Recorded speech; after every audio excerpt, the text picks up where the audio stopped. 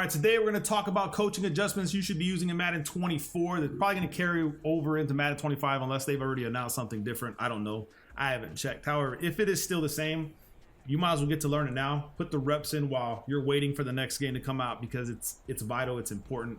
It's something that I use as a staple of my defense, man. And I try to drop these every now and then to remind you guys because the older videos get lost as far as videos go in Madden 24. So before we get into it, drop a like if you don't mind. Check out the full scheme breakdowns in the members area. We're talking about, we are steamrolling in regs with the schemes that I use. You need the stuff that I use. Trust me, it's going to take you a long way. So first off is auto flip defensive play call. You want to leave this on if you're newer to Madden or if you're running like a lot of cover three and you're not really blitzing. People tend to turn this off when they're running blitzes, okay? And the reason for that is, let's just say we come to cover three real quick. So you can see, you'll see these three deep blues, right?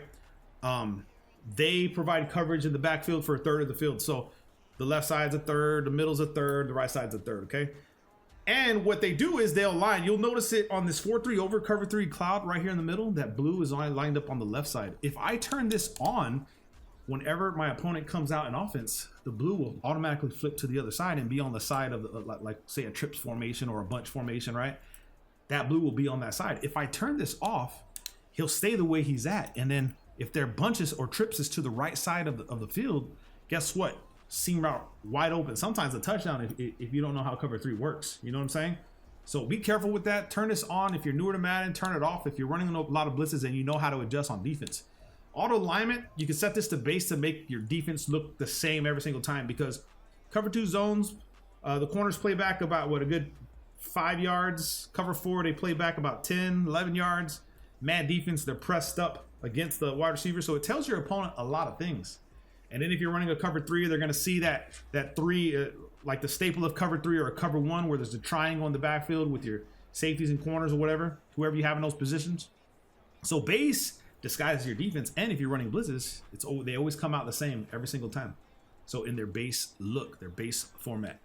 Cornerback matchups by speed is what I typically use. If you're leaning more toward running man defense as far as your defense scheme, you can put this by speed. If you're in the red zone, I would go by height, because they're going to throw it over your head, especially if you're facing Kelsey, right? Say you're playing regs, you face Kelsey, they're going to throw it over your head. So be careful with that. But by speed, but when I'm running zone, I just keep it on balanced.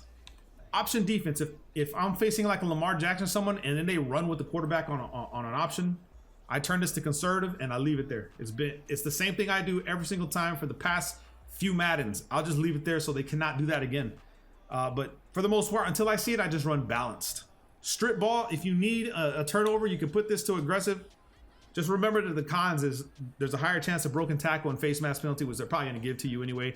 Conservative is lower break tag chances, and AI will not attempt to strip. So if you need just to get the tackle, say you're facing a really tough opponent, you can put this on conservative. So, and that goes the same for tackling, okay? Aggressive, you need something crazy. And right here, you'll see that the AI defenders will attempt to hit stick, and you can do this on a blitz. So let's say you put a safety, or typically corners don't really, I don't know. It's usually safeties, like the hard hitters. If you're blitzing a QB, the AI will hit stick the quarterback, probably force him into a fumble. So be careful with that. But you do have higher chance of broken tackles and fake outs. And then you can run a conservative where the AI defenders will tackle conservatively. So that's another option for you right here.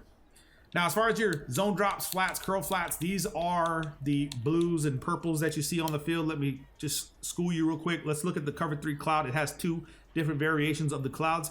The purples are the cloud flats. These guys will play like inside the numbers, and then they'll play about a good 10 to 15 yards back, right, on their default. And the clouds will be like 10, 5 yards, depending on how your opponent is playing. Is he running a clear out, forcing that cloud flat to go backwards? Is he just running something close where the cloud flat can sit there? It depends, because cloud flats get cooked and curl flats on like a flood concept, all right? So you gotta be careful with that. And in those yellows in the middle, those are hook curls, vertical hooks, whatever, 3 red hooks. You're gonna see those a lot in your defense. Those are your hook curls. You'll see this right here in the coach in the flat. So you'll have the hooks, whether the yellows, the curl flats with the purples, and the flats, which is the blues. And then you can tell them all which of where you want them to play. So you go flats. Typically what people do is they'll put curl flats at 5, because since they play inside the numbers, they're not really good at guarding corner routes.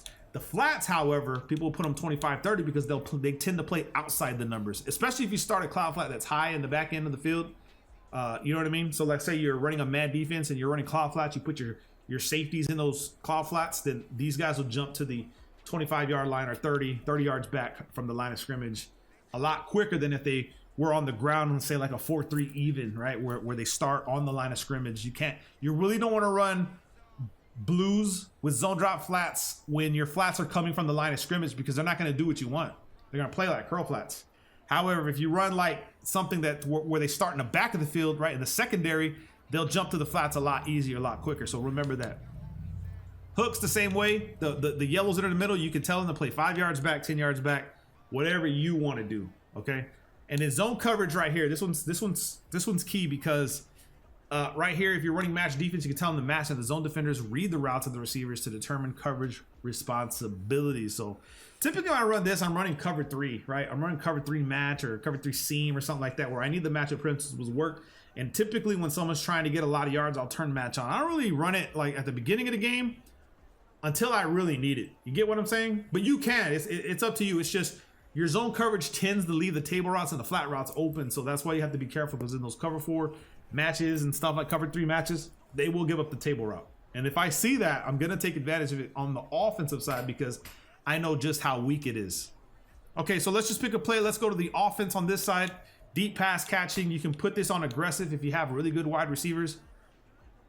And the only thing is you won't rat catch. It'll always be aggressive. So if you need to come down with the ball, aggressive is going to be your best friend. But if you need to trigger a rack attempt, increase run after catch chances, you can put that on conservative. And the reason you want to put this on conservative is because let's say you're running Tyreek Hill, okay? Let's say you're running Tyreek Hill. There's this animation in the game where when you throw it, they'll dive or they'll do some weird move and then they just get tackled. Put this on conservative. These guys are going to rat catch it and take off running, bro. So if you're running Tyreek Hill on the Dolphins, put this on conservative.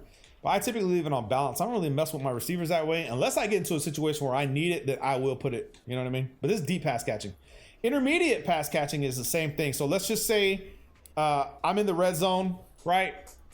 I need 15 yards and I need this right here, right? I need to throw it to like Kelsey or somebody, or a wide receiver that's tall. I'll put this on aggressive and try to come down with the ball. You get what I'm saying? So it's the same concept, same idea for you guys. Blocking, leave that alone, because you'll get penalties called on you. It's not even worth using. I don't even know why they have it in here. Just disable it, get rid of it. And then ball carrier, if you don't want to fumble, you can put this on on conservative, but you won't be able to juke. Okay, so you won't be able to do spin moves, juke moves, whatever.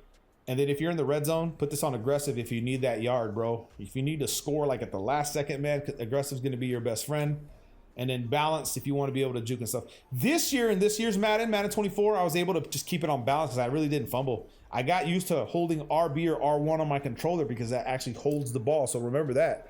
When you're running into traffic, just press RB, R1 on your controller, and your running back or receivers for that matter they're going to hold the ball a lot better. So there it is, man. Hope you guys enjoy it. Use it. Hope it clarifies a couple things for you newer players.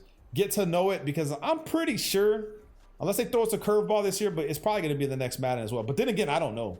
I have no idea. Drop a like. Love you guys, man. Peace.